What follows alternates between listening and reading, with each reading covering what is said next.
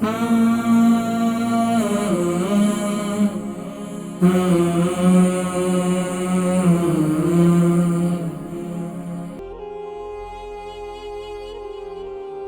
اس کے علاوہ بہترین ایک اور چیز میں آپ کو بتاؤں جسے قرآن کریم میں والتین کہا گیا ہے، جسے انجیر کہا گیا ہے.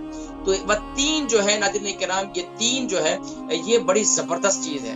اس کے اندر اللہ تبارک و تعالیٰ نے جوڑوں کے درد سے شفایابی رکھی ہے، اس کے اندر بواسیر کے مرض سے شفایابی رکھی ہے، اس کے اندر ہمارے جسم کے اندر معدے سے لے کر آنتوں، چھوٹی آنت، بڑی آنت اور جسم کے پیٹ کے جملہ بیماریاں، ان کا علاج تین کے اندر ہے، یعنی کہ انجیر کے اندر موجود ہے. لیکن انجیر جو ہے وہ یہ ذہن میں رکھے جس کو شیرہ نہ کیا گیا ہو. آپ نے دیکھا ہو یہاں پر جو ہمیں ملتی ہے انجیر، وہ کیا ہوتی ہے؟ شیرے کے اندر رکھی ہوتی ہے، اس کو شیرے کے اندر خشک کیا جاتا ہے، ڈرائی کیا جاتا ہے.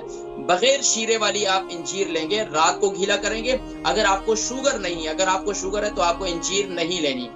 ایک آپ انجیر لے لیں، رات کو گھیلا کر لیں. اس کے ساتھ اگر منقع مل جائے، منقع جو ہوتا ہے ناظرین کرام وہ کشمش سے بڑا ہوتا ہے، جسے ہم بڑا انگور کہتے ہیں. تو وہ انگور جو ہے اس کو خشک کیا ہوتا ہے، اس کو منقع کہتے ہیں. تو وہ منقع اگر مل جائے تو بہت بہتر، اگر نہ ملے تو آپ کشمش بھی لے سکتے ہیں. اگر منقع مل جائے تو 7 دانے آپ نے منقع کے لے لینے، اور اگر نہ ملے تو آپ نے 15 دانے کشمش کے لے لینے، جسے سلطانہ بھی کہتے ہیں. تو وہ جو ہے آپ نے رات کو پانی میں گھیلے کر دینا، رات کو پانی میں گھیلا کر دیں اور صبح اٹھ کر جو اس کا پانی پی لیں. تو سبحان اللہ، آپ یہ دیکھیں کہ آپ اپنے آپ کو فریش بھی محسوس کریں گے. اور کشمش کا استعمال حدیث کا مفہوم ہے کہ نبی کریم صلی اللہ علیہ وسلم نے ارشاد فرمایا کہ یہ باطنی پاکیزگی کا بہترین ذریعہ ہے، اور کشمش کھانے والے کے قریب شیطان، یعنی کہ بڑی اس کے بارے میں بڑی فضیلت ہے، میں کسی موقع پہ ذکر کروں گا. بہرحال ناظرین کرام، ایک نسخہ یہ ہو گیا کانسٹیپیشن، دائمی قبض والوں کے لیے.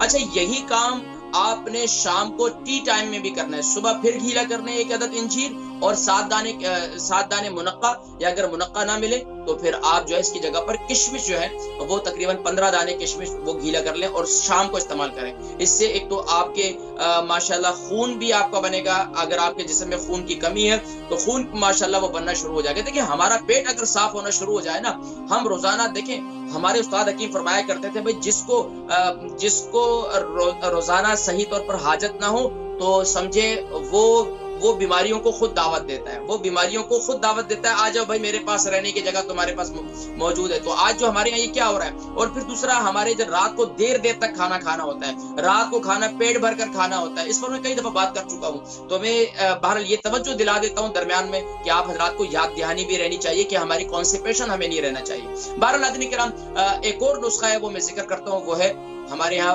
دیکھیں، جتنا آپ جب آپ کو کانسٹیپیشن ہے، آپ پیٹ کے جملہ امراض سے بچنا چاہتے ہیں، پیٹ کی تمام بیماریوں سے بچنا چاہتے ہیں، تو آپ فائبر کا استعمال زیادہ کریں.